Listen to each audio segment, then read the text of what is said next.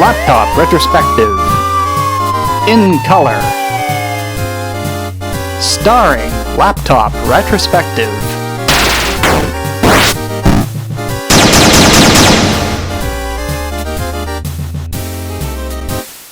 Also starring ThinkPad X220.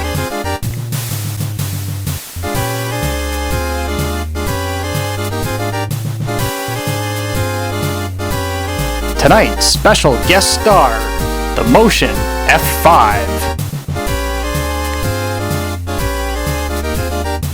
Tonight's episode, or fail. Abort, retry.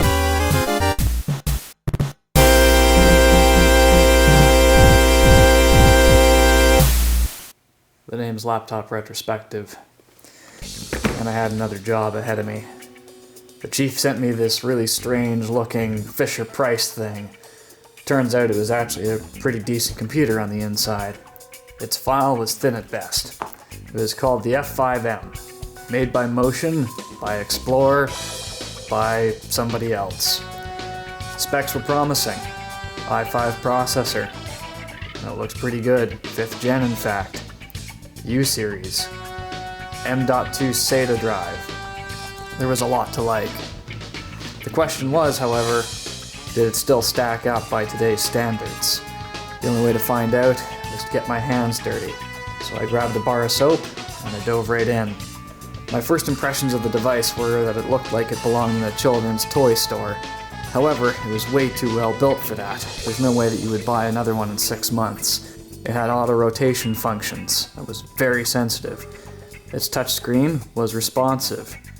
Left nothing that you needed that it didn't have. Sketchpad support looked pretty good. Pressure sensitivity was actually a thing. This surprised me, and I had to admit, I was looking for voodoo and other explanations, but I couldn't find any. Needless to say, it was a very responsive pen, and most apps even supported auto rotation of the controls only, but not the display.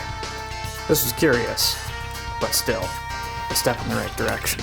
Port selection was pretty simple. You had a docking pin connector on the bottom. It supplied power to the unit along with other port duplication. On the bottom left-hand corner, you had USB 3.0, the charging port. Along the right-hand side, you had a series of buttons. One for the camera, one to lock the screen, fingerprint reader, your power on and off button. RFID, if it was on your option, was built into the side according to the specs. Along the top we had buttons for the optional barcode scanner and RFID system if they were built into the unit. Lastly, on the back we had located the rearward camera. It was advertised that you could take documents with this and perform all sorts of corporate espionage. However, it didn't seem to be apparently marketed toward that group of individuals. The battery, such as it was located on the rear of the unit and displayed an LED when charging. The only other feature we had to talk about, of course, was the Motion Spy camera. Or that's what I started to call it because it took me forever to find where the front camera was. Other things to note is that, once again, we have a gamepad. I tried every possible combination, but for whatever reason, I couldn't get 30 extra lives. To learn anything else about this unit, I knew that I would have to be performing a risky maneuver, and that, of course, was going on the inside. So, I grabbed my tools and prepared to go to work.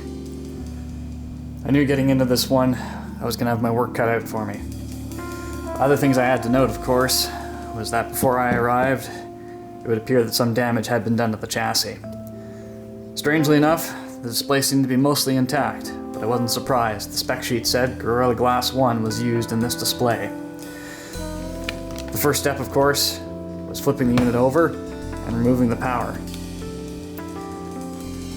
The rechargeable battery pack was 4,000 milliamps or 42 watt hours. Again, I wouldn't want to try and find one of these batteries as a replacement. With the battery pack removed, I continued my investigation. At first glance, there wasn't a whole lot to go on. Then I remembered back to a former case that I worked that the screws were probably hidden under plugs. The very first thing I did was remove the 2 screws that were visible because the plugs had already been long gone. Knowing full well that there would be other screws hidden and that there weren't two just holding this whole thing together, I had to break out my precision toolkit to try and remove the plastic plugs. I knew this would be a delicate operation, so I selected the finest tools that I could possibly find. Once again, using delicate precision, we moved in to try and discover what was going on underneath. It was as I suspected. Underneath the plastic plugs, more screws. I had a long night ahead of me. And I was fresh out of coffee. With all of the screws from the unit finally removed, it was time to find a way in. The CPU grill came off without any difficulty at all. It was clear, however, that two screws were hiding underneath where the pin has been stored, and their removal would be essential for me getting any further. Progress was looking good, until I got to the fan. It was quite clear that there were some screws in here that were holding not only the fan in place, but the whole chassis front and back together. I'd have to remove them if I was going to continue with my disassembly. With the fan removed, there were still more surprises waiting for me. I just kept going deeper and deeper. There was a cable that was clearly connecting the two pieces, and I'd have to flip it over to find out what in the world was going on. Once the unit was opened up, I could see that it was the fan power cable. Nimbly as I could, I reached in and removed it, finally gaining access to the machine after a long, grueling effort. The back panel had nothing to write home about. Mostly plastic, buttons, connectors, the works. The interesting part, as we all knew, would be on the inside, and it took me a second to orient myself with what exactly I was seeing. The first thing that I noticed was the camera module. That was located in the top corner.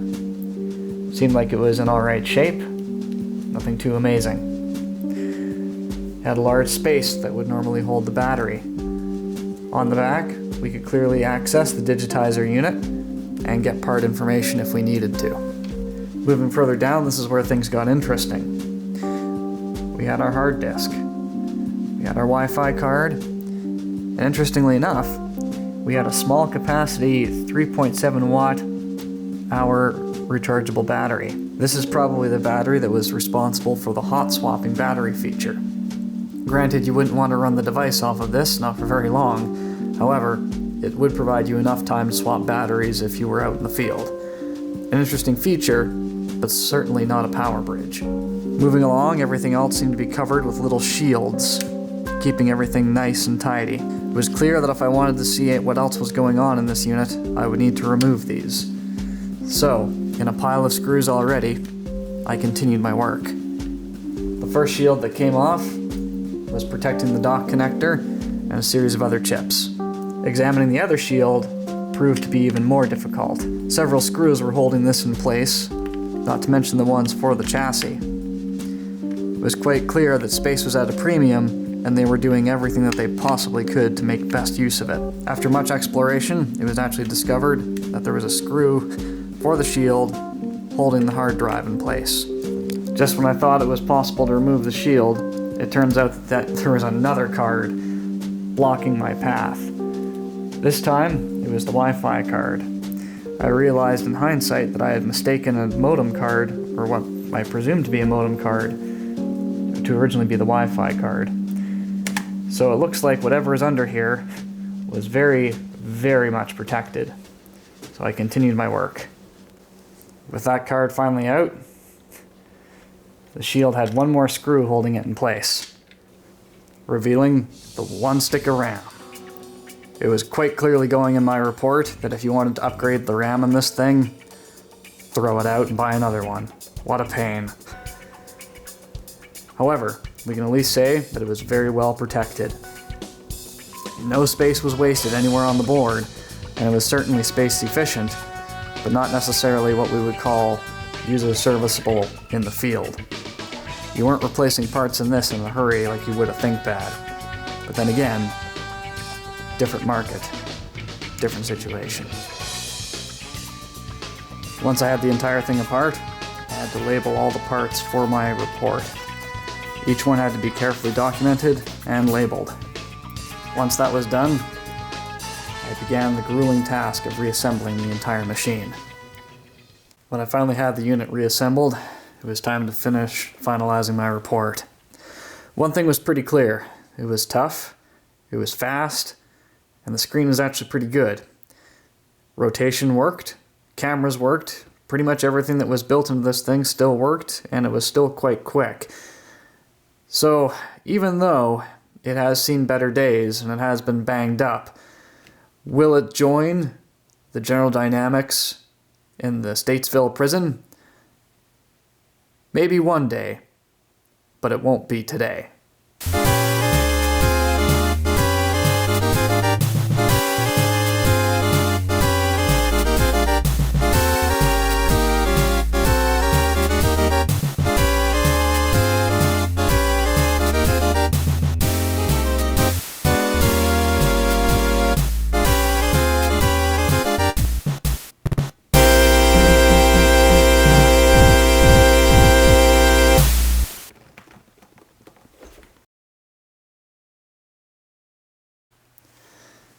My first impressions of the device, of course, was that it was some kind of toy, but it was way too...